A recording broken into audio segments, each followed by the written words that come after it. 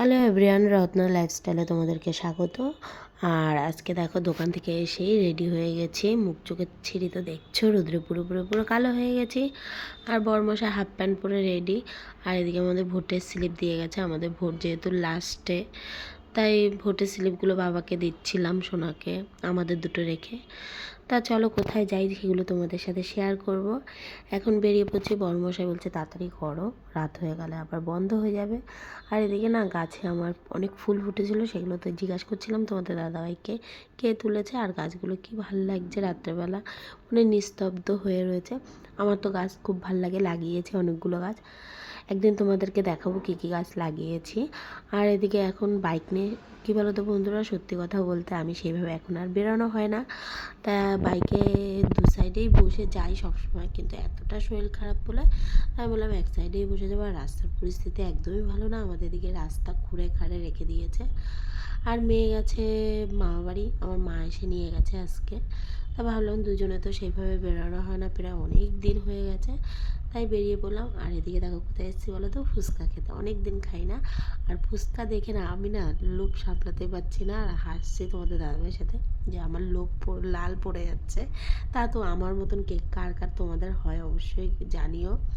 আর এদিকে বাটি ধরিয়ে দিয়েছে হাতে, আর ফুচকা পেয়ে আমি টপাটপ খাওয়া শুরু করে দিয়েছি।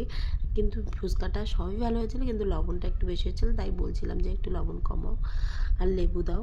ফুচকায় কী বলো তো, সব পরিমাণ মতন থাকলে না ভালো লাগে। আর এই দাদার ফুচকাটা এমনিই ভালো হয় মাখাটা, কিন্তু একটু লবণটা বেশি হয়েছিল। আমি লবণ প্রচণ্ড বেশি খাই, তাও আমার কাছে কেন জানি কে কদিন আমার সব কিছুতে লবণ বেশি লাগছে। চলো খাওয়া দাওয়া করে এবার বাড়ি চলে এসেছি। আর কিছু বাজারও করে নিয়ে এসেছে, সেগুলো তোমাদের সাথে শেয়ার করছি। ঘরে পুজোর বাতাসা ছিল না, আর গোবিন্দভোগ চাল এনেছে। আজকে তোমাদের দাদাভাই রাত্রে করবে একটু পোলাও। আর এদিকে এনেছে কর্পূরের পাতা, পাওয়া যায় কর্পূর, ঘি, দারচিনি, এগুলো নিয়ে এসছে। আর এসে চেঞ্জ করে ফেলেছি। গরমে আমি 5টা মিনিট জামা কাপড় পরে থাকতে পারি না, এত গরম লাগে। তারপরে এদিকে অনেক জামা কাপড় দেখি ঢিপে রয়েছে, ঘর ফর পুরো এলোমেলো। তা ভাবলাম তোমাদের সাথে একটু গল্প করতে করতে জামা কাপড়গুলো গুছিয়ে ফেলি। আর জামা কাপড়গুলো গুছানো সব থেকে বিরক্তিকর কাজ আমার কাছে। তারপরে গুছিয়ে ফেলছিলাম, আর তোমাদের দাদাভাই ওদিকে দিচ্ছিলো পুজো, সেগুলো তোমাদের সাথে শেয়ার করবো। জামা কাপড়টা গুছিয়ে, আর মেয়ে না থাকলে কি বলো তো, আমার মেয়েও আমাকে পুজো টুজো দিয়ে দেয়, কিন্তু এখন মেয়ে নেই তাই ওর বাবা দিচ্ছে। তোমাদের এর আগেও অনেক ভিডিওতে দেখিয়েছি।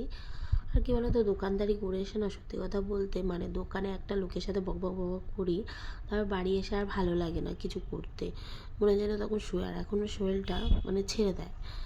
আর এই দেখো তোমাদের দাদাভাই পুরো পুজো দিতে গিয়ে ঘেমে গেছে, আর ও পুজো দিচ্ছে। হ্যাঁ, ও বৃহস্পতিবারের পুজোটা ওই বেশি দেয়, আমার দেওয়া হয় না।